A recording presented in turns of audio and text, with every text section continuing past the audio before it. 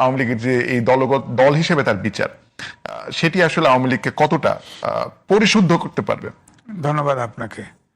দেখেন, ট্রাইব্যুনাল কিন্তু শেখ হাসিনাই করেছে, 15টা বছর নির্বাচন হয় নাই। এখন এই ট্রাইব্যুনাল আর সিআরপিসির মামলা কিন্তু এক নয়। ট্রাইব্যুনালে ভিডিও, অডিও, পত্রিকার সাপোর্টার, সুপিরিয়রিটি, রেসপন্সিবিলিটি সব আছে, যে কোনো কিছু আমলে নেওয়া যায়। সুতরাং ট্রাইব্যুনালে যদি কারো বিচার চলে যায়, সেখান থেকে মুক্তি পাওয়া খুবই কঠিন।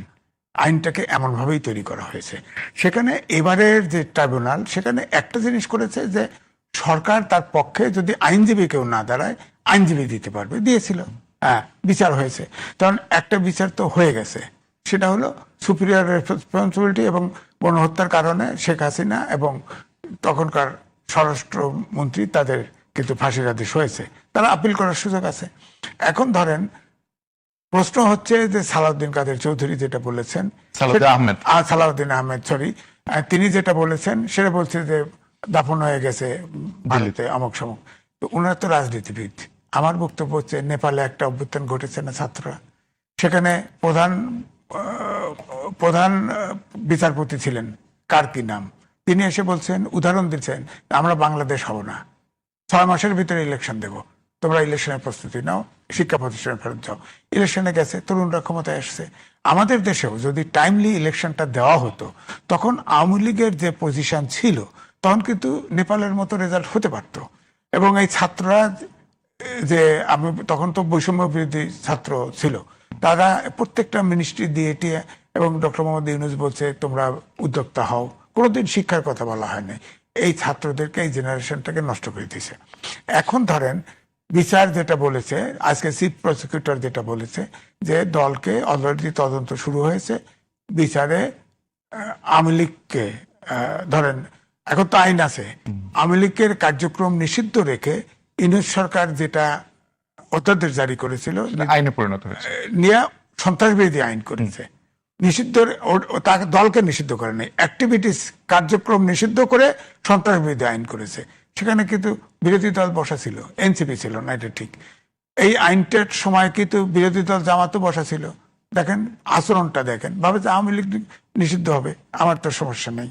কিন্তু এটা তো, এই আইনটা এমন, আমার একটা রেফারেন্স দেয়, 1974 সালের 15 আগস্টে যখন সবাই মারা গেল, আপনার স্পেশাল পাওয়ার অ্যাক্ট এখনো আছে 1974 সালের, আওয়ামী লীগেরই করা, এবং মোস্তাক আহমেদ জেলখানা ভরে ফেললো। হ্যাঁ, তার 80% লোক কিন্তু এই 1974 সালের স্পেশাল পাওয়ার অ্যাক্টে ছিল, গ্রেপ্তার হয়েছিল। এবং স্পেশাল পাওয়ার অ্যাক্টটা এমনই কালো আইন যে ওটাতে গ্রেপ্তার করলে কোনো কোর্ট সেই মামলা নিবেই না, তাকে যতদিন সরকার মনে করবে ততদিন তাকে ডিটেনশনে রেখে দিতে পারবে। এই আইনটা হচ্ছে একটু ব্যতিক্রম। কি ধরেন, এখন বিরোধী দল অপোজিশনে আন্দোলন শুরু করলো, আইন শৃঙ্খলা পরিস্থিতি অবনতি হলো, বিএনপি 2/3 মেজরিটি আছে, যে তারা তখন নিষিদ্ধ করে দিতে পারে। আবার জামাত ক্ষমতা আসলো, বিএনপিকে নিষিদ্ধ করতে পারে। আবার 5 বছর, 10 বছর, 100 বছর পরে আওয়ামী লীগ আসলো, আবার নিষিদ্ধ করে। এই ধরনের ওপেন এন্ডেড আইন, আমি এটাকে কিন্তু কালো আইন, আমি বিরোধিতা করেছি। কিন্তু আমি বলি, সবসময় বলেছি যে এটা আইনি পদ্ধতিতে যাওয়া উচিত ছিল। এখন আইনে বিচার হবে, বিচার হলে যদি নিষিদ্ধ হয়ে যায়, কিছু তো বলার নাই, কিছু বলার নাই, কারণ আইনটা কিন্তু আওয়ামী লীগেরই করা। এখন ধরেন, এটা তো সুপিরিয়রিটি রেসপন্সিবিলিটি আছে তো। তবে এটা ঠিক যে ধরেন 3 তারিখে কিন্তু বিএনপি শেখ হাসিনা বুঝে ফেলছে, যখন সেনাবাহিনীর থেকে বলা হয়েছে আমরা জনতার বুকে গুলি চালাতে পারবো না, তখন কিন্তু বুঝে ফেলছে। দেখেন, তার ফ্যামিলির একটি লোকও কিন্তু দেশে নেই, সব চলে গেছে, বাইরে চলে গেছে। এবং শেখ হাসিনা ভারতে আছে, অল পার্টি সিদ্ধান্ত নিয়ে তাকে আশ্রয় দিয়েছে। আমি কিন্তু তাদেরকে, অর্থাৎ আওয়ামী লীগের যারা আছে তাদেরকে কিন্তু ভারতের অতিথি বলি। ভারতের তারা অতিথি, বাংলাদেশ থেকে পালিয়ে গেছে, কিন্তু ভারতের কিন্তু তারা অতিথি, কারণ সব দল মিলে তাকে আশ্রয় দিয়েছে। এখন ধরেন এই যে পুশিন হচ্ছে না, পুশিন হচ্ছে, আমাদের বাংলাদেশের অনেক আওয়ামী লীগের নেতা আছে না, তাদের তো একটা পুশিন হয় না, তার মানে অতিথি আশ্রয় দিয়েছে। সুতরাং আমি বলবো যে এখন যদি বিচার হয়, বিচারে এটা ট্রাইব্যুনালের আইনটা এমন, ধরেন এই রাজসাক্ষী বানানো যায়, রাজসাক্ষী বানাই দিবে একজন, এক্স আইজিপি কে রাজসাক্ষী বানাই দিয়েছিল না, বা এটাও আইনে আছে তো, আইনে আছে তো। সুতরাং এই আইনটা করার সময় আপনার 8-5 ভাবা উচিত ছিল, সিআরপিসির সাথে রিলেশন রাখা উচিত ছিল। সুপিরিয়র রেসপন্সিবিলিটি, ধরেন আমি গুলি করি নাই, সিআরপিসিতে তো আমি গুলি করার সাক্ষ্য না থাকলে তো আমাকে দণ্ড দিতে পারবে না, সাক্ষ্য লাগবে, কিন্তু ট্রাইব্যুনাল তো লাগে না। সুতরাং আমার মনে হয় যেহেতু এই চিফ প্রসিকিউটরের বক্তব্য শুনে আমার কাছে মনে হয়েছে যে আওয়ামী লীগ নিষিদ্ধ হতে যাচ্ছে। জি, ফারুক হাসান, আপনার কাছেও জানতে চাই যে অন্তর্বর্তী সরকারের সময় যে ট্রাইব্যুনালে কার্যক্রম নিষিদ্ধ আওয়ামী লীগ কিংবা জুলাই হত্যাকাণ্ডের সঙ্গে জড়িত যারা ছিল তাদের যে বিচারের গতি ছিল, এখন অনেকে এটাকে অভিযোগ করেন যে সেই গতি কিছুটা শ্লথ হয়েছে, এবং বিশেষ করে হাসানুল্লাহ কিনুর রায়ের পর অনেকেই প্রতিবাদ জানিয়েছেন যে তার আরো বেশি শাস্তি হওয়া দরকার ছিল, এবং দুই পক্ষই আসলে নাকশ ছিল এই রায়। আপনি কি মনে করেন যে এখন যদি কার্যক্রম নিষিদ্ধ আওয়ামী লীগের এভাবে দল হিসেবে ট্রাইব্যুনালে বিচারটা হয়, সেটির প্রক্রিয়াগত কোনো দীর্ঘসূত্রিতার কোনো আশঙ্কা থাকে কিনা? ধন্যবাদ আপনাকে, ধন্যবাদ জিটিভি সম্মানিত দর্শক এবং আমার সহ আলোচক এম এ আজিজ, বাংলাদেশের সিনিয়র সাংবাদিক। আসলে দেখেন, আমি আজিজ ভাইয়ের সাথে একটা বিষয়ে দ্বিমত করে শুরুটা করতে চাই। টাইমলি ইলেকশন, নেপালে কিছুদিন আগে একটা গণঅভ্যুত্থান হয়েছে। যদি আমরা নেচারগত দিক দিয়ে আসলে বিবেচনা করি বা বিশ্লেষণ করি, বাংলাদেশের গণঅভ্যুত্থান বা যে গণবিপ্লব আর ওই নেপালের গণঅভ্যুত্থান কিন্তু একই প্যাটার্নের না, দুটো একবারে মানে আকাশ পাতাল ডিফারেন্ট। তো সেই জায়গা থেকে নেপাল একটা মানে সাংবিধানিক সিস্টেমের মধ্য দিয়ে কিন্তু গণঅভ্যুত্থানও হয়েছে, এবং গণঅভ্যুত্থানের পরের প্রত্যেকটা স্টেপ তারা তাদের সংবিধান অনুযায়ী করেছে। বাট বাংলাদেশের গণঅভ্যুত্থানের আগের অবস্থা বলেন বা আর পরের অবস্থা বলেন, কোনোটাই কিন্তু আমাদের বিদ্যমান আইন কানুন অনুযায়ী হয় নাই, না সংবিধান না বিদ্যমান আইন। কারণ এই যে সরকার ইন্টারিম, এই ইন্টারিম সরকার থেকে আসছে, এটা তো আইনেও নাই, কাঠামোতেও নাই, সংবিধানও নেই। তো যাই হোক, তারপর হয়েছে। তো যাই হোক, এই যে টাইমলি ইলেকশনের কথা বলা হচ্ছে, এই জায়গাতে আমি এই কথাটা এর আগেও একাধিকবার বলেছি যে বিএনপি সরকারের উচিত ডক্টর মোহাম্মদ ইউনূস তথা ইন্টারিম সরকারকে ধন্যবাদ দেওয়া। কেন? ধরেন আপনি 6 মাস কিংবা 1 মাস বা 15 দিনের মধ্যে ইলেকশন হলো, গণঅভ্যুত্থানের পরবর্তী সময় 15 দিনের মধ্যে ধরে নিলাম, এবং বিপুল জনসমর্থন নিয়ে বিএনপি ক্ষমতায় আসলেন। আচ্ছা, কি হতো পরিবেশটা বা পরিস্থিতিটা বলেন তো? 100% আজকে বিএনপি ক্ষমতায় আসার পরে যতগুলো চ্যালেঞ্জের মুখোমুখি হচ্ছেন, আর বিএনপি যদি গণঅভ্যুত্থানের পরে 15 দিন কিংবা 1 মাসের মধ্যে ক্ষমতায় আসতেন, এর চাইতে কম পক্ষে 100 গুণ বেশি চ্যালেঞ্জের মুখোমুখি হতেন নিশ্চিত। তাহলে এই যে চ্যালেঞ্জ গুলো কমিয়ে আনা, রিডিউস করা, এটা কে করেছে? ইন্টারিম সরকার। ইন্টারিম সরকার অনেক সমালোচনা আছে, আমি নিজেও কট্টর সমালোচক, অনেক সমালোচনা আমরা করি, কিন্তু এই জায়গাতে তাদেরকে একটা বড় সড়ো ধন্যবাদ দিতেই হয়, না হলে অকৃতজ্ঞতা হয়ে যাবে যে তারা এই চ্যালেঞ্জ গুলো রিডিউস করে দিয়ে বিএনপিকে একটা সেফ জোনে এনে তারপরে তারা জাতীয় ইলেকশনের আয়োজন করেছে, এবং বিপুল জনসমর্থনে বিএনপি আজকে ক্ষমতায়। আজকে আমি একটি ব্যাংকের ভাইস প্রেসিডেন্টের সাথে আমার একটা মিটিং ছিল, তো তিনি বললেন যে সরকার বাজেট দেওয়ার আগে সরকারের ধারণা ছিল আমাদের এই ভঙ্গুর ইকোনমিটা তারা 2 বছরের মধ্যে রিকভারি করবে, মানে এটা সরকার ধারণা ছিল। বাজেট দেওয়ার পরে এখন তাদের উপলব্ধিটা হচ্ছে 2 বছর না, এটা 3 থেকে 4 বছরেও সম্ভব কিনা তারা জানে না। তার মানে কি পরিমাণ মারাত্মক একটা মানে বিপর্যয় আমাদের ইকোনমিতে নেমে আসছে, এটা কিন্তু ব্যাংকিং সেক্টর মানুষগুলো বুঝতে পারছে। তো যাই হোক, এই জন্য এটা বললাম যে timely election is not matter, matter হচ্ছে আপনি এই গণঅভ্যুত্থান পরবর্তী আপনার দেশটাকে কিভাবে আপনি সাজাচ্ছেন। পারি নাই আমরা, বড় ইন্টারিমকে নিতে হবে, জনগণের আকাঙ্ক্ষা অনুযায়ী তারা করতে পারে নাই। তো যাই হোক, এখন দেখেন আমাদের গতকালকে মাননীয় প্রধানমন্ত্রী এবং স্বরাষ্ট্রমন্ত্রী তারা উভয়ে জুলাই জাতীয় সম্মেলনে উপস্থিত ছিলেন। আমি স্বরাষ্ট্রমন্ত্রীকে একটা বড়সড় ধন্যবাদ দিতে চাই এবং সরকার প্রধানকেও দিতে চাই, এই জন্যই যে এই 4 মাসে দলগতভাবে আওয়ামী লীগের বিচারের যে প্রক্রিয়া বা বিচার নিয়ে যে কথা, এই কথাটা কিন্তু সরকারের পক্ষ থেকে আমরা শুনি নাই। মানে আওয়ামী লীগ তো দলগতভাবে এখানে আপনার মার্ডারে তারা মাঠে নেমেছিল, আওয়ামী লীগ কিন্তু এখানে ব্যক্তিগত আক্রোশ থেকে ব্যক্তিগত জায়গা থেকে এই মার্ডারে তারা কিন্তু কিলিং মিশনে নামে নাই। ওই যে যাকে হত্যা করেছে তার সাথে পারিবারিক কোনো কলহ আওয়ামী লীগ ছিল না, ব্যক্তিগত দ্বন্দ্ব ছিল না, ছিল কি রাজনৈতিক দ্বন্দ্ব। এই রাজনৈতিক দ্বন্দ্বের কারণেই কিন্তু তারা ওপেন ফায়ার করেছে। সেই জায়গা থেকে দলগতভাবে আওয়ামী লীগের বিচারটা আরো অনেক আগে শুরু করার কথা ছিল, বা তারা করতে পারে নাই।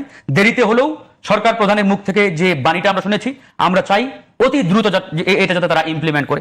আওয়ামী লীগের বিচার অবশ্যই দলগতভাবে হতে হবে, এবং এই বিচার করতে গিয়ে যাতে কোনোভাবে এখানে অবিচারের কোনো সুযোগ তৈরি না হয়, এটা বারবার বলে আসছি।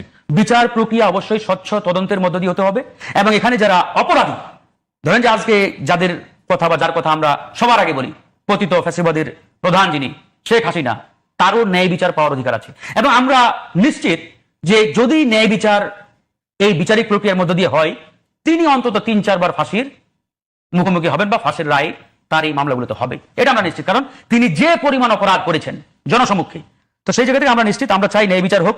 একই সাথে এটাও মাথায় রাখতে হবে, justice delayed is justice denied, একটা কথা আছে। কিন্তু এই আজকে আমরা এই কথাটা কেন বারবার নিয়ে আসছি, গতকালকে মাননীয় প্রধানমন্ত্রী যে অনুষ্ঠানে উপস্থিত, সেখানেই কিন্তু একজন জুলাই যোদ্ধা মাননীয় প্রধানমন্ত্রীর দিকে আঙ্গুল তুলে বলেছেন যে আমরা অতি দ্রুত বিচার দেখতে চাই। এবং বিচারিক যে প্রক্রিয়া, এই প্রক্রিয়া কিন্তু নির্বাচিত সরকার আসার পরে অনেকটাই স্লথ গতি কিন্তু কমে গেছে, তারাও কিন্তু এখন স্যাটিসফাইড না, এবং যোদ্ধারাই বলছে যে এই বিচারিক প্রক্রিয়া বাড়াতে হবে, গতি বাড়াতে হবে।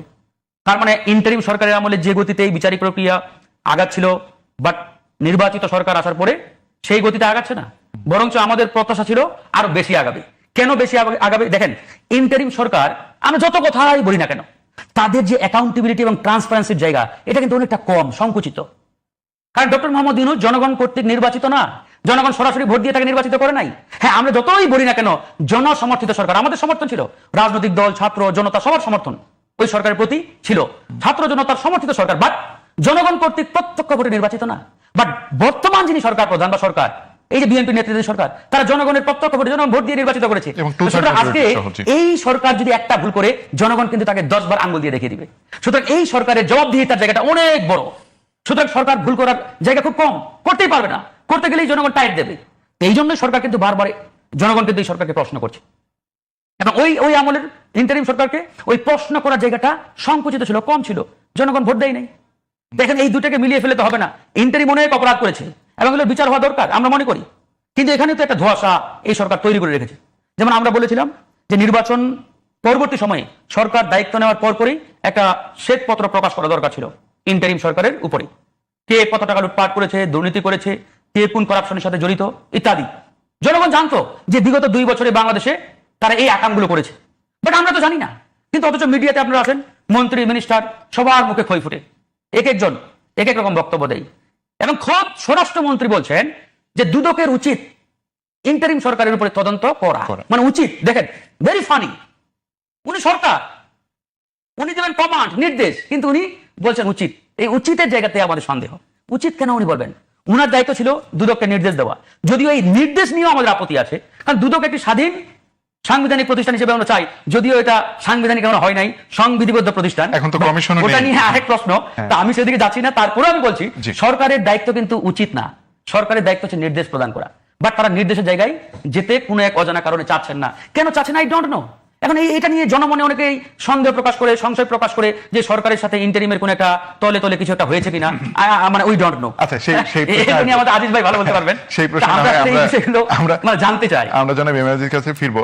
এমএজি, ওই যেহেতু এই প্রসঙ্গে এলো, গতকাল জাতীয় সম্মেলনে প্রধানমন্ত্রীর বক্তব্য আপনি নিশ্চয়ই শুনেছেন। একটা জায়গাতে তিনি তার একটা রেফারেন্স নিয়ে কিন্তু বলেছেন যে আসলে প্রতিশোধ নেওয়ার বিষয়টি তার এখন আয়ত্তে থাকলেও তার মরহুমা মা এবং তার ভাই, তারা হয়তো বলতেন যে প্রতিশোধ না নিয়ে যাদেরকে ঐক্যবদ্ধভাবে এগিয়ে নিয়ে যাবে, এবং তিনি বারবার এই বিষয়টির উপর জোর দিয়েছেন। আমি গতকাল বলছিলাম যে একজন সরকার প্রধান হিসেবে, একটা দলের প্রধান হিসেবে যারা এখন ক্ষমতায়, সেখান থেকে আসলে এই ধরনের আহ্বান খুবই ইতিবাচক। কিন্তু সেই সঙ্গে আরেকটা বিষয় হচ্ছে এই যে ঐক্যবদ্ধতার জায়গাটা। এখন শুরুতেই বলেছি যে আওয়ামী লীগের লোকজন তো আছেন, তাদের কার্যক্রম নিষিদ্ধ, বা তারা তো আছেন, এই ঐক্য প্রক্রিয়া কি তারাও থাকবে? যদি থাকে তাহলে সেই প্রক্রিয়াটা কি? যেটা বলছিলাম যে দায় স্বীকার না করে আপনার ওই গোষ্ঠী যারা নিরীহ বা যারা হচ্ছে গিয়ে কোনো ধরনের দোষের সঙ্গে যুক্ত না, তারা আসলে এই প্রক্রিয়ায়, ঐক্যের প্রক্রিয়া কি করে যুক্ত হবে? না, 1 নম্বর কথা হলো গণহত্যাকারীর মাপ চেয়ে, এই যে ফর্মুলা, মাপ চাইল না, মাপ চাইলে গণহত্যার মাপ তো ইসলামও অ্যাকসেপ্ট করে না, গণহত্যার তো মাপ হওয়ার কথা না। কিন্তু বলা হয়, ধরেন পৃথিবীতে একটা উদাহরণ আছে, নেলসন ম্যান্ডেলা ব্ল্যাকদের রাইট প্রতিষ্ঠার জন্য আন্দোলন করতে জ্বলে গেছে, 20 বছর জেল খেটেছে, তাকে দ্বীপে নির্বাসনে রেখেছে।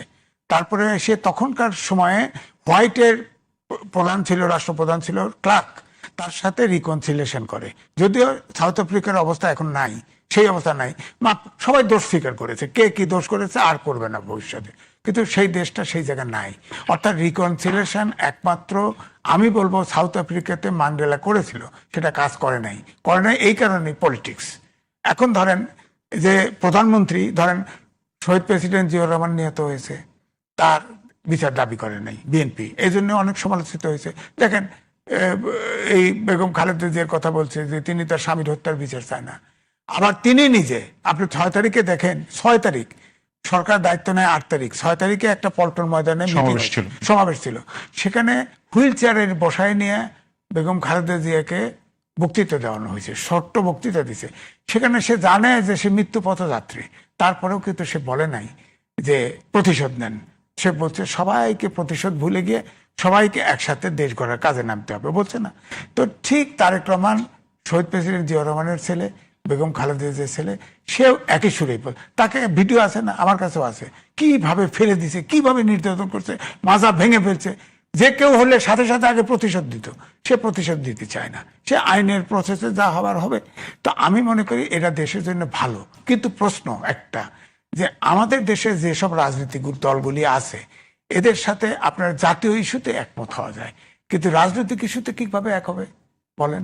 এখন বাম দল আছে, মধ্যপন্থী দল আছে, ধরেন এই যে গণ অধিকার পরিষদ, এটা মধ্যপন্থী দল আছে, বিএনপি ধরেন মধ্যপন্থী দল, জাতীয়তাবাদী দল, জামাত ইসলাম আছে। হ্যাঁ, এই দলগুলো কি রাজনীতি বিসর্জন দিবে ঐক্যের জন্য? জাতীয় ইস্যুতে আমি যে কথা আগে বলেছিলাম, ধরেন ভারত সব পার্টি মিলে জাতীয় ইস্যুতে মনে করছে যে আওয়ামী লীগের লোকজনকে শেখ হাসিনা সহ আশ্রয় দেওয়া দরকার, তারা সব একমত হয়েছে, আমরা হতে পারবো না। তা আমার কথা হচ্ছে, একটা রাজনৈতিক ইস্যুতে অর্থাৎ জাতীয় ইস্যুতে এক হওয়া যায়, কিন্তু রাজনৈতিক দলের প্রত্যেকটা দলের নীতি আদর্শ আলাদা, সব দলকে এক করা যাবে না, দলকে এক হবেও না, কারণ নিশ্চয়ই আদর্শ বিসর্জন দিয়ে আরেক দলের ফিলোসফিতে বিশ্বাস করবে না। সুতরাং জাতীয় ইস্যুতে, এখন প্রশ্ন হচ্ছে আমরা কোনো জাতীয় ইস্যুতে একমত হতে পারি না, এটা আমি বহুবার বলছি, আমি লিখেছিও। আমাদের দেশে 11 থেকে 12 প্রকার শিক্ষা আছে, ইংরেজি, বাংলা, বাংলার ইংরেজি, আলিয়া মাদ্রাসা, কওমি মাদ্রাসা, এইটা, এবং সবাইকে মাস্টার ডিগ্রি দেওয়া হয়। কওমি মাদ্রাসার বোর্ডে কিন্তু সরকারের নিয়ন্ত্রণও নাই, স্বাধীন মতো সার্টিফিকেট দিয়েছে MA পাস লেভেল। এখন লোক, একটা ব্যক্তি যদি কোনো সাইডে পড়াশোনা করে MA ডিগ্রি নেয়, সে তো তার ওই চিন্তার থেকে বেরোতে পারে না। ধরেন আমি ইংলিশ জার্নালিজমে ছিলাম, যখন ঢাকা ইউনিভার্সিটিতে জার্নালিজমে যারা শিখে আসতো, ওইটা ভুলাইতে 1 বছর লাগতো, যে ওইটা ভুলো আগে, ওইটা ভুলাইতে, কারণ যে পড়ায় দিছে টিচার ওইটা আর ভুলে না। তো এই জন্য আমি বলছি যে আমরা তো দেশ স্বাধীন হওয়ার পর থেকে কোনো সরকার কিন্তু জাতি গঠনের চেষ্টা করে নাই। আমার কথা হচ্ছে, এখানেই বক্তব্য হচ্ছে যে জাতি যদি গঠন, জাতীয় ইস্যু, যে ইস্যুগুলোতে জাতি উপকৃত হবে, মানব দেশ জাতি উপকৃত হবে, সেই জায়গাতে আমরা একমত হবো। পলিটিক্স থাক, ডানে থাক, সাইডে রেখে জাতীয় ইস্যুতে একমত হবো, সেটা তো হতে পারি না। আবার দেখেন এই পার্লামেন্টে আপনি খেয়াল করে দেখেন, অর্থনীতি বিল পাশ হলো না, বাংলাদেশের ইতিহাসে প্রথম কোন বিল সংসদে নিয়ে আসে নাই। বিরোধী দল আছে, আপনারা যে বলেন বিরোধী দল আছে, আবার এই প্রথম ছায়া বাজেট দিছে না, সেই বাজেটের নিয়ে তো কোনো বিতর্ক হয় নাই। জামাত ইসলাম থেকে বলা হলো যে না, বাজেট কাছাকাছি, সুতরাং আমরা এটার বিরোধিতা করলাম না, তাহলে লাভটা কি? এগুলো কি? আবার বাইরে আসতেছে, আন্দোলন করতেছে, শান্তিপূর্ণ আন্দোলন করতে, ওয়াকআউট করার সুযোগ আছে, করবে, বাইরে আসবে, ঠিক আছে। এখন আসলে আপনি খেয়াল করে দেখেন, আবার বক্তৃতার সময় 5 দিন সময় দিতেছে, 7 দিন সময় দিতেছে, ফেসিবাদের দিকে হাঁটতেছে। কিন্তু আমার কথা হলো, দেশটা যে পরিমাণে বিধ্বস্ত, কারণ 14 লাখ কোটি টাকা লোন রেখে, লোন সহ এই সরকার দায়িত্ব পেয়েছে। আপনার ব্যাংক ফোকলা, ব্যবসা নাই, বাণিজ্য নাই, কোনো টাকার স্টক নাই। এই ইদানেই এই গত মাসে আপনার প্রবাসী আয় সর্বোচ্চ আসছে, এটা ঠিক। তো শুধু প্রবাসী আয় দিয়ে তো হবে না, সেটাও আমি লিখেছি। এই প্রবাসী আয়টা আগামী 10 বছর পরে প্রবাসে কোনো লোক নেবে না, কারণ প্রযুক্তি, চতুর্থ শিল্প বিপ্লবে বিজ্ঞানের পিছনের লোক দরকার, রোবটের পিছনের লোক দরকার, এই ডাক্তার দিয়ে কাজ হবে না তো। সুতরাং সেই লোকটা আমরা সৃষ্টি করতেছি না, তৈরি করতেছি না।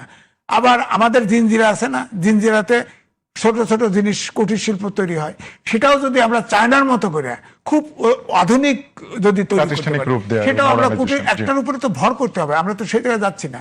কিন্তু দেশের নতুন সরকার নির্বাচিত হয়ে আসছে, আমি কিন্তু দুটো জায়গায় কিন্তু খেয়াল করি, আমি বরাবরই বলছি, এই দেশে দুর্নীতি একদম ছেয়ে গেছে, আপাতমস্তক। চাঁদাবাজি বলেন, দুর্নীতি বলেন, ঘুষ বলেন, যা বলেন। সুতরাং এই সোসাইটিকে ক্যাশলেস করতে হবে। আপনি খেয়াল করে দেখেন দুটো জিনিস, আপনি হয়তো জানেন না, আপনার সিগন্যাল গুলোতে কিন্তু AI বসায় দিছে, চেষ্টা তো হচ্ছে, তারপরে QR কোড চালু করতেছে, অর্থাৎ আপনি ক্যাশ টাকা দিতে পারবেন না। এটা এই বিষয়ে আমার মোটামুটি পরিষ্কার। আমরা একটু বিরতিতে যাবো, তার আগে ফারুক হাসান আপনার কাছে 2 মিনিট একটু শুনে যেতে চাই যে এই যে ঐক্য প্রক্রিয়া বা জাতিকে একটা ঐক্যের জায়গায় নিয়ে আসে, সেটি তো এই মুহূর্তে সবচেয়ে গুরুত্বপূর্ণ বিষয়, কারো কোনো দ্বিমত নেই। কিন্তু এই যে যারা মানে কার্যক্রম নিষিদ্ধ আওয়ামী লীগকে কিংবা ফ্যাসিবাদকে, এক ধরনের স্বৈরতান্ত্রিক ব্যবস্থাকে এস্টাবলিশমেন্টের সঙ্গে যারা ছিল, আওয়ামী লীগ সহ, তাদেরকে কি আসলে মানে কোনোভাবে এটার সঙ্গে ইনক্লুড বা ইনক্লুসিভ জায়গাতে আনা সম্ভব? এই যে রিকনসিলিয়েশনের যে জায়গাটা বারবার আপনার সামনে নিয়ে আসছেন, দেখেন রিকনসিলিয়েশন তো আমরা চাই, এবং এটা একটা চলমান প্রক্রিয়ার অংশ বিশেষ এবং চলছে। এখন এই রিকনসিলিয়েশনের জায়গায় যদি কেউ বলে থাকে যে আমরা আওয়ামী লীগকে কামব্যাক করে রিকনসিলিয়েশন করতে চাই, তাহলে কিন্তু বুঝতে হবে তার কুমতলব আছে এখানে। কিভাবে কুমতলব? দেখেন, পৃথিবীর ইতিহাসে যে সকল দেশে গণঅভ্যুত্থান বা গণবিপ্লব হয়েছে, এবং গণবিপ্লবে পরাজিত শক্তি পরবর্তী সময়ে আর কামব্যাক করতে পারে নাই, কারণ ওই ব্যানার সাইনবোর্ড বা নামটা হচ্ছে কুলুষিত, জনগণ কর্তৃক ধিকৃত, বিতাড়িত। বাংলাদেশে আওয়ামী লীগের কথা, আওয়ামী লীগ আমি আগে বলেছি যে দলগতভাবে এই গণহত্যায় তারা জড়িত, দলগতভাবে। আওয়ামী লীগ যদি ব্যক্তি পর্যায়ে এখানে জড়িত হতো, যে আওয়ামী লীগের 50 জন 100 জন ব্যক্তি এই গণহত্যা চালিয়েছে, তাহলে এই ব্যক্তিগুলো বিচার করলে কিন্তু ভেরি ক্লিয়ার, বাকিগুলো ফেরেস্তার মতো যে যার মতো কাজ করতো। কিন্তু আওয়ামী লীগের তো এখানে ব্যক্তি বিশেষ অংশ নেই, নাই নিয়েছে পুরো প্ল্যাটফর্ম, পুরো দল। তার মানে ওই দলটা, ওই ব্যানারটাই কিন্তু এখানে অপরাধী। এই যে আপনি ধরেন যে আমরা এই যে ইন্ডিয়া, এটা ছিল পপুলার ফ্রন্ট অফ ইন্ডিয়া, এটা কিন্তু আজ পর্যন্ত নিষিদ্ধ আছে। আমরা যদি জার্মানির নাজি পার্টির কথা বলি, নাজি পার্টি পরবর্তী সময় কি আর সুযোগ পেয়েছে? পায় নাই। নাজি পার্টির সমর্থক যারা ছিল, নেতা কর্মী যারা ছিল, সবাই তো আর মারা যায় না, সবাইকে তো হত্যা করা হয় নাই। যারা জীবিত ছিল তারা কোথায়? তারা রাজনীতি করছে না? অবশ্যই করছে। এখন কথা হচ্ছে আওয়ামী লীগের যারা এখনো তাদের আইনে বিচার করা হয়, পাইলে বিচার, যারা অপরাধী তাদের বিচার অবশ্যই করতে হবে, আমি এটাই বলছি। এখন ধরেন আওয়ামী লীগের যারা অপরাধী, ফৌজদারি কার্যবিধি অনুযায়ী যারা অপরাধ করেছে, প্রত্যেকের বিচার হতে হবে। যারা অপরাধ করে নাই, যে বক্তব্যটা ইতিমধ্যে মিডিয়াতে ব্যাপকভাবে আমরা শুনতে পাচ্ছি, বুদ্ধিজীবীরা নিয়ে আসছেন যে যারা অপরাধ করে নাই তারা কি দোষ করলো, তারা রাজনীতি করতে পারবে? হ্যাঁ পারবে, তাদের করতে পারবে। তারা কি করতে চাই? আওয়ামী লীগ। এই যে প্রবলেমটা এখানে, মানে যারা অপরাধী না তারা আওয়ামী লীগ কেন করতে চায়? প্রশ্নটা আমার এখানে। আরে ভাই, আপনি অপরাধী না, আপনার শরীরে কোনো কাদা নাই, আপনি অন্য দল করেন, নতুন নামে একটা দল খুলেন, অন্য দলে যোগ দেন, অসুবিধা কি? মানে আপনার যদি অপরাধ না থেকে থাকে, আর অপরাধ থাকলে তো বিদ্যমান আইনে বিচার হবেই, বিচারিক প্রক্রিয়া সম্পূর্ণ হওয়ার পরে তারপরে সে রাজনীতি করবে কি করবে না তার পরের বিষয়। কিন্তু যারা অপরাধী না, তারা যদি রাজনীতি করতে চায়, তারা যে কোনো জায়গায় করতে পারে, কিন্তু উইদাউট আওয়ামী লীগ। এই আওয়ামী লীগের প্রশ্নটা এখানেই ঘুরপাক খাচ্ছে, এরকম একটা ন্যারেটিভ নিয়ে আসার মধ্য দিয়ে, যে যারা ক্লিন ইমেজের তারা আওয়ামী লীগ করতে পারবে। অসুবিধাটা কোথায়? হ্যাঁ, এখানে অসুবিধা, ভয়ঙ্কর অসুবিধা। এই জায়গাটায় আমরা ধরিয়ে দিতে চাই যে আওয়ামী লীগ হচ্ছে একটা কুলুষিত প্ল্যাটফর্ম, কুলুষিত সাইনবোর্ড, গণহত্যাকারী সাইনবোর্ড। এই সাইনবোর্ডটা নিয়ে রাজনীতি করার কোনো সুযোগ নেই। জি, আমার মনে হয় পরিষ্কার। বিশেষ করে সায় পাওয়ার যে এক ধরনের চেষ্টা, প্রথমটা করতে চাই যে জুলাইকে কটাক্ষ করে বিভিন্ন ধরনের লেখালেখি এবং তা নিয়ে সামাজিক যোগাযোগ মাধ্যম উত্তপ্ত, শাহবাগ থানায় অভিযোগ হয়েছে। একটা বিষয় আমি জানতে চাই যে জুলাইকে কটাক্ষ করা কিংবা জুলাইকে ছোট করা, এটি অনেক সময় অনেকে মনে করেন যে এনসিপি কে ছোট করলে বুঝি কোনো সমস্যা নেই, সুতরাং এনসিপি কে করতে গিয়ে অনেকে আসলে জুলাইকেও খাটো করে ফেলেন, কিংবা অনেকে বলেন যে জুলাইকে আসলে যেভাবে ৭১-এর সঙ্গে অনেকে মিলিয়ে ফেলার চেষ্টা করেন, কেউ কেউ ৭১-এর চেয়ে বড় করার চেষ্টা করেছেন, তারাই আসলে জুলাইকে খাটো করছেন। সব মিলে যেটা জানতে চাওয়া যে জুলাইকে অবজ্ঞা করে আসলে কার্যক্রম নিষিদ্ধ আওয়ামী লীগের প্রতি সায় উৎপাদনের কোনো চেষ্টা আপনি দেখেন না? দেখেন না? জুলাইকে পলিটিক্যালি ৭১-এর সাথে সমান করা হয়। আমার কোনো ৭১-এর জায়গায় ৭১, জুলাইয়ের জায়গায় জুলাই। জুলাইতে তো আপনার কোলের থেকে বাচ্চা মারা গেছে, মা কোলে একটু বাচ্চা নেমে গেছে, ছাদের উপরে দাঁড়া আছে, বাচ্চা মারা গেছে, সে বিচার চাইবে না? চাইবে তো। আমার কথা হচ্ছে, শোনেন, মুক্তিযুদ্ধ, আমিও কিন্তু আমার সমস্যা আছে, মুক্তিযোদ্ধা ছিলাম। তো আমার কথা হচ্ছে ৭১-এ আপনি বলেন তো প্রকৃত মুক্তিযোদ্ধা কয়জন? হোসেন মোহাম্মদ এরশাদের সময় একটা তদন্ত মানে জরিপ হয়েছিল, সেখানে বের করছিল 85 জন, 85,000। সে এটা ঘোষণা করে নাই। ঘোষণা করে নাই এই কারণেই, সে তো দেশ স্বাধীন হওয়ার পরে পাকিস্তানে ফেরত আসছে, বলতে হয়েছে রাজাকার, এই জন্য সে ডরে আর ঘোষণা করেনি। আপনি বলেন তো, এখন 2.25 লক্ষ আপনার মুক্তিযোদ্ধা বানানো, তালিকাভুক্ত গরিবের পয়সা দেওয়া হয়। আপনি বলেন, এখনো তো খবর নিলে, এখনো গ্রামগঞ্জে যদি যান, প্রকৃত মুক্তিযোদ্ধাকে খুঁজে পাবেন। জরিপ করেন না কেন? স্বাধীনতার কোনো ইস্যু আজ পর্যন্ত জরিপ হয় নাই। এখন ধরেন যেভাবে হচ্ছে, আমরা আলোচনায় শুনি অনেককে জুলাই মানে গণহত্যা মারা গেছে, কেউ আহত হয়েছে, ইত্যাদি ইত্যাদি করে নানান রকম বেনিফিট নেওয়ার আশা করে। আমার মনে হয় এখনো সময় আছে, আপনার পলিটিক্যাল না হয়ে আপনি ডিজিটিএফআই লাগান, এসবি লাগান, এনএসআই লাগান, 3-4টে জরিপ করেন, কমন পড়েন, এগুলোকে নেন, বেছে নেন। আমার মনে হয় জুলাই এটাকে ছোট করার কিছু নেই। একটা অভ্যুত্থান হয়েছে, ফেসিবাদের বিরুদ্ধে একটা অভ্যুত্থান হয়েছে। শেষ দাবিটা ছিল ফেসিবাদ বিলোপ চাই। ফেসিবাদ বিলোপ মানে আমরা যারা মুক্তিযুদ্ধ করেছি, আমরা যেটা আশা করি নাই, অর্থাৎ আমরা গণতন্ত্রের জন্যই করছি, এক ব্যক্তি এক ভোট, আইয়ুব খানের, সেটা আমরা পাই নাই। তো ভোট তো হয় নাই, শুরুর থেকেই জাতি গঠন হয় নাই, গণতন্ত্র আমরা দেখি নাই। তো এই জন্য বলছি, জুলাই অভ্যুত্থানে কিন্তু আমাদের ভিতরে আকাঙ্ক্ষা আসছিল যে একটা মানবিক বাংলাদেশ নাই বেচাইলাম, অন্তত পক্ষে গণতন্ত্র, আইনের শাসন, সুশাসন তো আমরা আশা করতে পারি। সেই পথে তো আমরা যাত্রা শুরু করতে পারি নাই। সুতরাং জুলাইকে ছোট করার কোনো নাই। জুলাইতে গণহত্যা হয়েছে, তার সঠিক মানে পরিসংখ্যান বের করা উচিত। ওই ৭১ নিয়ে প্রশ্ন, যেমন এমনও বলছি, আমি এক নেতাকে বলতে শুনেছি, ৭১-এর প্রজন্ম হচ্ছে নিকৃষ্ট প্রজন্ম। বলেন তো দেখি, জুলাই প্রজন্ম নিকৃষ্ট প্রজন্ম? আরে ভাই, তাই ছাত্ররা তো অগ্রভাগে ছিল, এটা ঠিক আছে। হ্যাঁ, ওই ঝড় পড়লে কাঁচা আমও পড়ে পাকা আমও পড়ে, এর ভিতরে তো আপনি বেছে নেন না কোনটা পাকা আম কোনটা আম, এটা বাঁচেন না। কিন্তু এটা তো একটা ইতিহাস, একটা টার্নিং পয়েন্ট দেশের। আপনি জুলাই যারা ধরেন এই যে বলা হয়েছে না যে সবার চিকিৎসা দেওয়া হবে, 2 বছর পরে কি চিকিৎসা দিবেন? যার যেটা হয়ে গেছে, ঘটনার শারীরিক অসুবিধা হয়ে গেছে, সাধারণ ঠ্যাং একটা নাই, আপনি একটা কৃত্রিম ঠ্যাং দিতে পারবেন, এতে কোনো লাভ হলো? তখন চিকিৎসা দেওয়া উচিত ছিল। যে ব্যক্তি যখন আহত হয়েছে, যখন সে ইনজুর্ড হয়েছে, তখন তাকে যদি চিকিৎসা দিতেন উপকার হতো।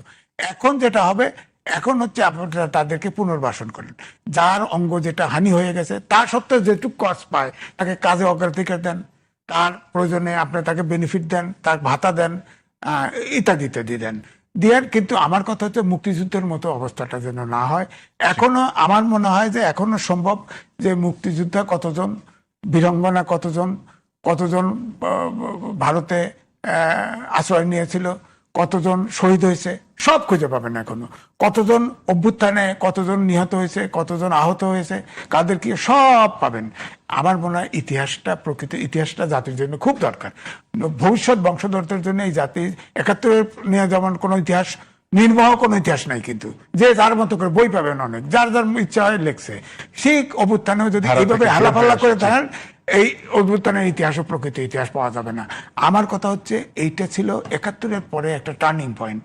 এই অভ্যুত্থানকে অস্বীকার যে করে সে তো আমার মনে হয় দেশের মঙ্গল চায় না। কিন্তু প্রকৃত ইতিহাসটা বের করে আনতে হবে। ফারুক হাসান, অভিযোগ আছে যে অনেক সফট পাওয়ার, বিশেষ করে এবারের জুলাই শুরু হওয়ার পর আমরা দেখছি যে সামাজিক যোগাযোগ মাধ্যম থেকে শুরু করে সব জায়গায় বিভিন্ন ধরনের ট্যাগ লাইন দিয়ে জুলাইকে হেয় করার এবং জুলাইকে বিভিন্নভাবে বলা চলে যে এক ধরনের একটা অন্ধকার সময় হিসেবে চিত্রিত করার একটা চেষ্টা আছে। সঙ্গে এই অভিযোগ আছে যে তাদের প্রতি আবার হয়তো বা বর্তমান সরকার একটু সফট, হ্যাঁ, কারণ তারা মনে করছে যে এটি রাজনৈতিকভাবে জামাত বা এনসিপি কে এক ধরনের চাপে ফেলছে, সুতরাং এই বিষয়ে তাদের এটা অভিযোগ। এই বিষয়ে জানতে চাই যে আপনিও কি তাই মনে করেন যে জুলাইকে যদি খাটো করা হয় তাহলে সেটার ক্ষতিগ্রস্ত হবে একমাত্র জামাত বা এনসিপি? আসলে দেখেন, মুক্তিযুদ্ধ মানেই আওয়ামী লীগ, আওয়ামী লীগ মানেই মুক্তিযুদ্ধ। এই ন্যারেটিভটা কিন্তু আমরা এই 55 বছর ধরে দেখে আসছি, শুনে আসছি। হ্যাঁ, আওয়ামী লীগ মুক্তিযুদ্ধের সময় নেতৃত্ব দিয়েছে, এটা আমরা অস্বীকার করি না। তার মানে আওয়ামী লীগ মানেই মুক্তিযুদ্ধ, বিষয়টা কিন্তু এমন নয়। মুক্তিযুদ্ধে তৎকালীন সময়ের দেশের আপামর জনগণ অংশ নিয়েছে, কৃষক, শ্রমিক, ছাত্র, জনতা, ওটা জনযুদ্ধ ছিল, জনযুদ্ধ। গরিবের ছেলেরা বেশি ছিল, সাধারণ ফ্যামিলির ছেলেরা। একটা আওয়ামী লীগের নেতা মারা গেছে, একটা আওয়ামী লীগের নেতার ছেলে মারা গেছে। আমি একমত, এবং এটাও আমরা ইতিহাস থেকে জেনেছি যে মুক্তিযুদ্ধের সময় আওয়ামী লীগের বাঘা বাঘা নেতারা কলকাতা কিংবা বিভিন্ন দেশে গিয়ে তারা কিন্তু আরামায়েশে জীবনযাপন করছে। এটা সত্য ইতিহাস। ঠিক একই কায়দায় এখনো ধরেন যে এরকম একটা নেগেটিভ দাঁড় করানোর চেষ্টা করা হচ্ছে যে জুলাই গণঅভ্যুত্থান মানে এনসিপি, বিষয়টা কিন্তু মানে এইভাবে চিত্রায়িত করার চেষ্টা করা হচ্ছে। তাহলে এনসিপি কে যদি আমি খাটো করি তাহলে জুলাইকে খাটো করা হচ্ছে, বুঝছেন বিষয়টা? তো এই জায়গাতে আমাদের পরিষ্কার বক্তব্য, ওই 71-এর মহান মুক্তিযুদ্ধ যেমন আওয়ামী লীগের পৈতৃক সম্পত্তি ছিল না বা একক সম্পত্তি না, সবারই ওটা ছিল, ঠিক একইভাবে জুলাই গণঅভ্যুত্থান ছিল দেশের আপামর জনগণের, ছাত্র, যুব, কৃষক, শ্রমিক, সকল রাজনৈতিক দলের সম্মিলিত অংশগ্রহণে কিন্তু এই জুলাই গণঅভ্যুত্থান হয়েছে। এখন এই জুলাই গণঅভ্যুত্থানকে যারা কটাক্ষ করছে, খাটো করছে, নানাভাবে এটাকে হেয় করার জন্য সোশ্যাল মিডিয়ায় বক্তব্য রাখছেন, আপনারা বিভিন্নভাবে দেখছেন। সরকার সত্যিকার অর্থে তাদের প্রতি অনেকটাই সফট। কেন সফট আমরা জানি না, সরকার এই জায়গায় কেন দুর্বল আমরা এটাও আসলে বুঝতে পারছি না। সরকার কি মনে করছে যে তাদের বিরুদ্ধে কোনো অ্যাকশন নিলে এটা হিতে বিপরীত হতে পারে কিনা, তো এটা তো আসলে কাম্য না। এখানে আমাদের পরিষ্কার বক্তব্য, জুলাই আমাদের সবার, জুলাই বিএনপির, জুলাই জামাতের, এনসিপির, গণ অধিকারের অন্যান্য যে সকল দল অংশগ্রহণ করে সবার, জুলাই আমাদের অর্জন। এবং গতকালকে মাননীয় প্রধানমন্ত্রী নিজেও বলেছেন যে জুলাইয়ের একক কোনো নায়ক নেই, আমরা সবাই জুলাইয়ের নায়ক এবং সকলের সম্মিলিত অংশগ্রহণে কিন্তু জুলাই হয়েছে, এটা জনাব তারেক রহমান স্পষ্ট করে বলেছে। তার মানে জুলাই আমাদের সবার। এই জুলাই নিয়ে যদি কেউ কটাক্ষ করে, জুলাইকে নিয়ে যদি কেউ নেতিবাচক কোনো মন্তব্য করার চেষ্টা করে, তাহলে আমাদের সবার গায়ে লাগার কথা। কারণ আমার গায়ে লাগছে, আরেকজনের গায়ে না লাগলে তো মহা মুসিবত। এই বিষয়টা। আরেকটা বিষয় দেখেন, জামাত এখন বর্তমান সরকারের প্রাতিষ্ঠানিক বিরোধী দল, জনগণ কর্তৃক নির্বাচিত। মানে আমি আপনি মানি না মানি কোনো যায় আসে না, জনগণ ভোট দিয়ে তাদের ওই চেয়ারে পাঠিয়েছে। হ্যাঁ, এখন জনগণ কেন পাঠালো এটা নিয়ে আপনি প্রশ্ন করতে পারেন, এটা দায়ী কার এটা নিয়ে প্রশ্ন করতে পারেন, সেটা ভিন্ন বিষয়। কিন্তু তারা বাংলাদেশে বর্তমানে বৈধ প্রাতিষ্ঠানিক বিরোধী দল। কারণ আপনি যদি এরকম একটা বৈধ প্রাতিষ্ঠানিক বিরোধী দলকে চাপে রেখে পতিত ফ্যাসিবাদের যে কর্নারগুলো, এই কর্নারগুলোর প্রতি সফট হন, তাহলে কিন্তু মারাত্মক একটা বিপর্যয় ডেকে আনবে, মারাত্মক। আপনি চিন্তা করতে পারেন না। আমি মাঝে মাঝে বলি যে বিএনপি সরকারের এখন সবচেয়ে বেশি জনসমর্থন, এত বড় জনসমর্থন বিএনপি এই 45-46 বছরে পায় নাই কখনো। হিউজ অ্যামাউন্ট অফ পিপল তাদেরকে সাপোর্ট দিয়েছে এই নির্বাচনে। বাট বিএনপির তিনটা জিনিসের মারাত্মক অভাব, এবং এই তিনটা ছিদ্র দিয়ে ওই পতিত স্বৈরাচার কিন্তু ফিরে আসার সমূহ সম্ভাবনা দেখা দিয়েছে। নাম্বার ওয়ান, বিএনপির কিন্তু সত্যিকার অর্থে মিডিয়া নাই। যে যাই বলেন, আমি ওপেন বলছি, মিডিয়া নেই। বিএনপির কোনো কালচারাল উইং নেই, পিওর কোনো কালচারাল উইং নেই। নাম্বার থ্রি, বিএনপির আপনার বুদ্ধিজীবী কোনো প্যানেল নেই, পিওর বুদ্ধিজীবী। যেগুলো আছে এগুলো সব ভাড়াটিয়ে, আর ভাড়াটিয়ে দিয়ে আপনি কতটুকু চালাবেন, এটা তো আসলে বড় একটা প্রশ্নের বিষয়। এই তিনটা ছিদ্র দিনকে দিন কিন্তু বড় হচ্ছে, এবং এই ছিদ্রগুলো দিয়ে কিন্তু আস্তে আস্তে পতিত স্বৈরাচারের পাইপলাইন প্রবেশ করার চেষ্টা করছে। তো এই জন্য আমরা বলছি যে বিএনপিকে এই তিনটা বিষয়ে মনোযোগ দিতে হবে যদি তারা সঠিকভাবে 5 বছর এই দেশটাকে রিবিল্ড করতে চায়। তাদের কালচারালি ব্যাপকভাবে ডেভেলপ করতে হবে, প্রত্যেকটা লাইনে, প্রত্যেকটা সেক্টরে, কালচারাল যতগুলো সেক্টর আছে। মিডিয়া জগতে তাদের একটা ভালো দখল নিয়ে আসতে হবে।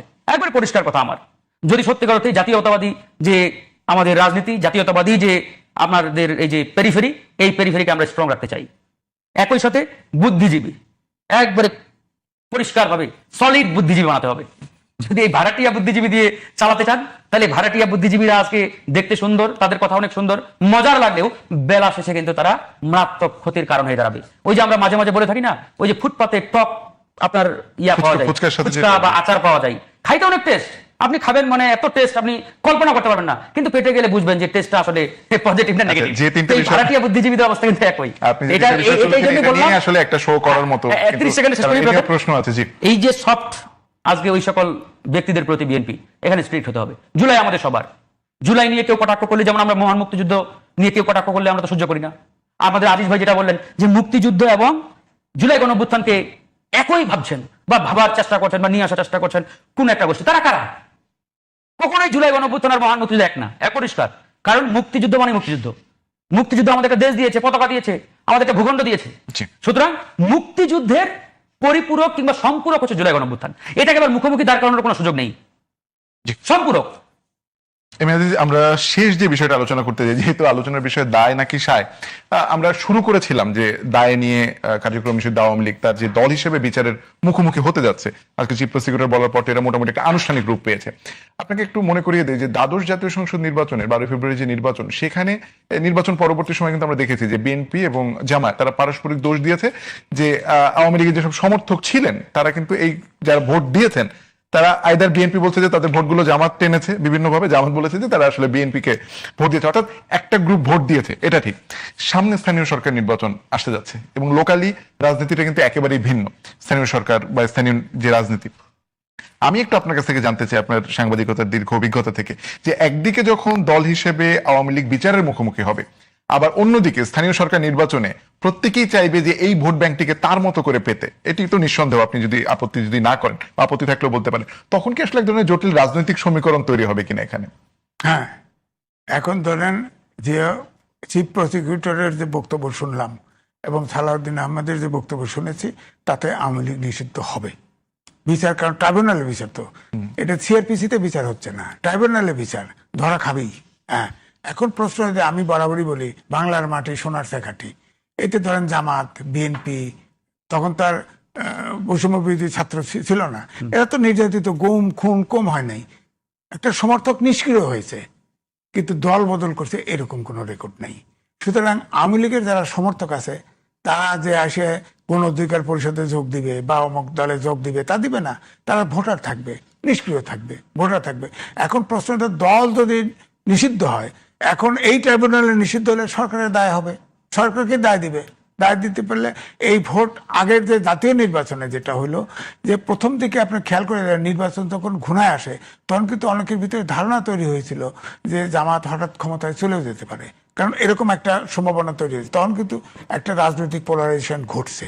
হ্যাঁ, ধরেন আমাদের এখানে মাইনরিটি আছে, আওয়ামী লীগের কিছু ভোট, আওয়ামী লীগের ভোট সব সেন্টারে সব একদিকে যায় নাই, ওখানে প্রার্থীর উপরেও নির্ভর করছে, প্রার্থীর উপরে ভোট ভাগাভাগি, অনেক জায়গায় বেশি পাইছে, হয়তো বিএনপি, অনেক জায়গায় জামাত পাইছে, এরকম পেয়েছে।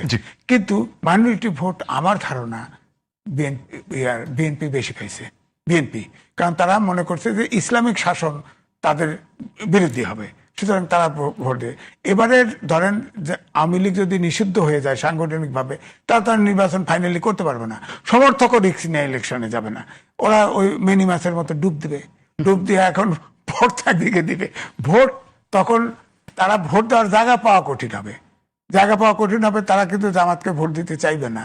কিন্তু বিকল্প তো নাই, স্থানীয় সরকার তখন এও তো ধোয়া উঠতে পারে, স্থানীয় সরকার তো আর সরকার বদলাবে না, সরকার বদলাবে তো জাতীয় নির্বাচন। সুতরাং মারো, বিএনপি যেহেতু নিষিদ্ধ করছে,